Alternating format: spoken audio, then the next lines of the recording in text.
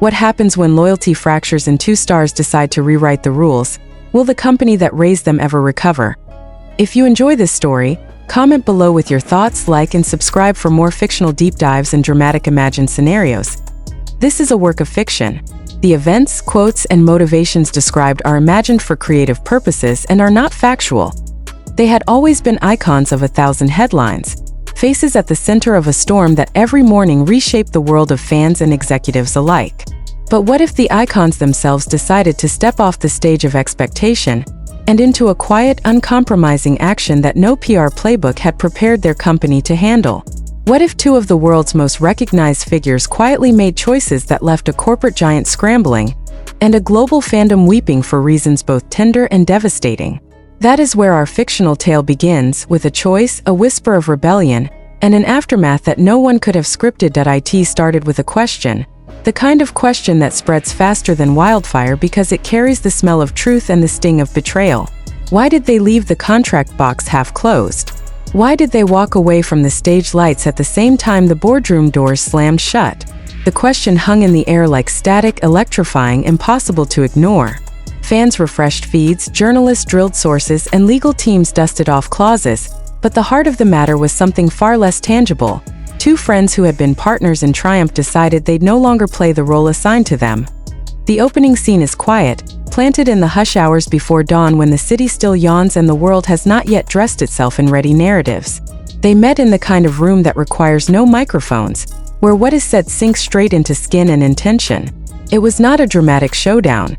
It was a calibrated, compassionate decision grown from countless small reckonings. They spoke about promises and agency, about how years of curated smiles had accumulated into a ledger of unspoken debts. The plan they folded together was not confrontation for its own sake. It was an attempt to reclaim authorship over lives that many assumed were public property. When they acted, the move looked simple and almost trivial. A joint statement, terse and oddly tender, announcing a temporary withdrawal from a slate of activities. The headlines that followed were anything but simple. Analysts labeled it a strategic pause. Fans called it an emotional plea. The legal teams called it a potential breach. And a corporation that had long counted certainty as its foundation suddenly felt the ground slide under its feet. The incomprehensible part, at least to the spin machines, was the intimacy of the phrasing. It read like a letter between friends rather than a press release from the polished offices of an empire. Shock rippled outward. Some fans sobbed openly, their grief unspooled into public displays of fear and loyalty. Other segments of the fandom rallied, insisting they would stand as shields. The most cynical watchers raised speculating eyebrows. Was this performance art? A bargaining chip? A PR stunt calculated to escalate engagement? But the authenticity, the small human details tucked into the statement, pushed back hard against cynicism. A mention of childhood memories, a half-private nickname, a line that hinted at a shared memory of a rainy rehearsal. These were details that would not have survived a ghostwriter's sterile hand, and those details made the rest of the world believe. Behind the headlines there were human consequences. The partnership at the center of the storm felt both the exhilaration and the terror of intentional action. The two figures who had spent a decade carrying the world's adoration felt suddenly lighter and more exposed in equal measure. The move that made the corporation stir did not leave them untouched. For all the symbolism of power, the millions of followers, the sold-out arenas, what they had chosen to reclaim first was the small dignity of deciding when to appear and why. That dignity, once tasted, was intoxicating. It's easy to imagine boardrooms in turmoil. Executives in tailored suits rereading contract clauses, lawyers trading versions of potential outcomes, and PR teams drafting 10 different narratives to release into the wind. But corporate machinery is not as nimble as human conviction. Every attempt to refashion the story into something manageable collided with the simple but powerful human truth. Fans perceived authenticity more keenly than spin. As the company tried to regain the narrative foothold, social feeds pulsed with frames of what mattered most. Not the deals or the forecasted losses, but the faces of two people whose vulnerability had been laid bare. Emotional response poured in from unexpected places. Stories emerged from old roommates and former trainees about late-night conversations, about small generous acts that had gone unnoticed. A long-buried clip of an unrehearsed laugh resurfaced, and the fandom lapped it up as if thirsting for proof that what they loved was real. The corporate statements, crisp and formal, contrasted bitterly with the messy human testimonials that multiplied.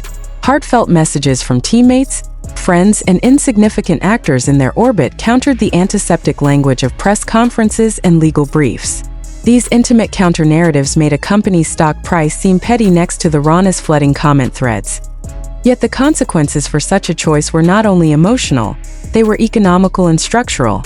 Tours were postponed, campaigns suspended, and partnerships put on hold. There were contractual knock-on effects, promoters checking clauses, sponsors eyeing contingency plans, and producers recalculating budgets. In our imagined scenario, the company that had long assumed total control over scheduling and messaging found itself forced into negotiation by a force it had never modeled in its risk projections: the intentional refusal of its primary talents to be fully managed. That refusal was both a moral stand and a logistical variable, destabilizing the carefully balanced ecosystem of commerce, culture, and celebrity. The real drama, though, lay not in spreadsheets but in the intimate conversations the two protagonists had with themselves. They were not grandstanding revolutionaries. They were weary people seeking coherence between their public persona and inner life.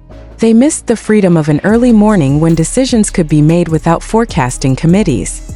They missed the simplicity of creating art for the sake of making instead of making for metrics. And as they navigated the fallout, grief and gratitude braided together.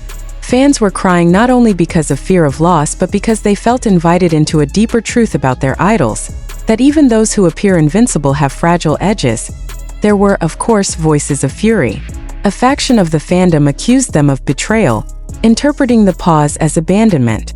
Online threads grew venomous with doomsday scenarios and righteous calls to boycott. For every tearful tribute post, there were 10 angry manifestos. It is a cruel truth of fandom that love and outrage live in the same room. In our fictional account, members of the corporate machinery leaned into this friction, attempting to weaponize division to produce leverage. But the more they tried to corral the public mood, the more it fragmented. Some supporters shifted from passive observance to active advocacy, organizing online vigils, fundraising for causes named in the artist's statement, and creating a tidal wave of sympathetic noise. The turning point in the narrative came when a private handwritten note, the kind rarely seen by more than a handful of people, was leaked. It was not salacious.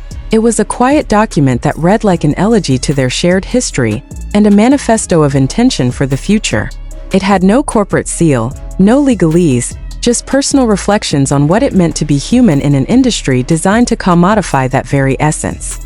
The leak ignited a worldwide conversation about artist agency, labor, and the cost of fame. Suddenly, the debate was no longer about punctuality or profit, but about the ethics of an industry that builds empires on youthful labor as pressure mounted. The hypothetical company's sense of control frayed. They held emergency meetings, attempted to launch a narrative of reconciliation, and offered concessions that read like carefully calculated salves. But the public, having been given a taste of a more humane account, demanded more than procedural fixes. They wanted structural evidence that the people they cherished would not be placed on a conveyor belt of exploitation. In response, the company proposed a series of reforms. Whether those reforms were genuine or performative became the newest axis of debate. Our fictional tale leaves that answer ambiguous, because ambiguity is where real life often lives.